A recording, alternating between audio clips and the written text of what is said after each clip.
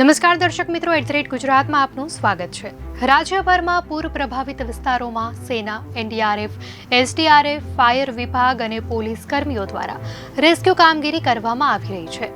આ ઓપરેશન દરમિયાન જવાનો દેવદૂત બનીને લોકોના જીવ બચાવી રહ્યા છે। રાજ્યમાં 187 જિલ્લાઓ પૂરગ્રસ્ત બન્યા છે, જેમાં દ્વારકા, વડોદરા, જામનગર, કચ્છ, રાજકોટમાં મહાવિનાશક પૂરની સ્થિતિ સર્જાઈ છે, જેમાં હજારો લોકો પ્રભાવિત થતા તેમને સલામત સ્થળે ખસેડવાની ફરજ પડી છે।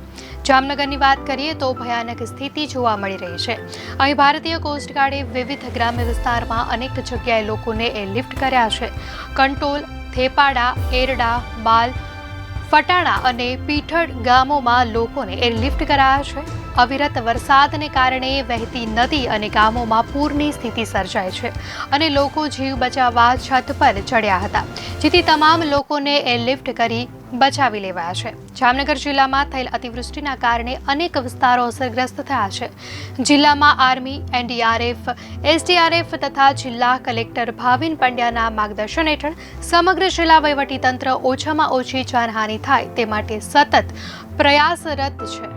ઘટનાની વિગત પ્રમાણે ધ્રોલ પ્રાંત અધિકારીએ જામનગર 27 મદ્રાસના કમાન્ડિંગ ઓફિસરને દૂરવાણી સંદેશ મારફત જણાવેલ કે 8 સભ્યોનો એક પરિવાર જામનગર જિલ્લાના જોડિયા ગામમાં ભારે વરસાદના કારણે ફસાયેલો છે।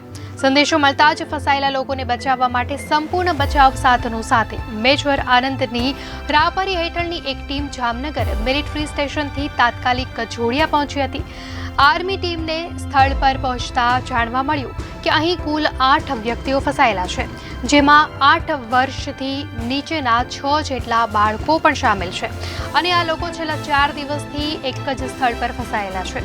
સ્થાનિક પ્રશાસને આ લોકોને બહાર કાઢવા ખૂબ પ્રયત્નો કરેલ છે, જે બાદ આર્મીની મદદ લેવાની જરૂરિયાત ઊભી થઈ હતી।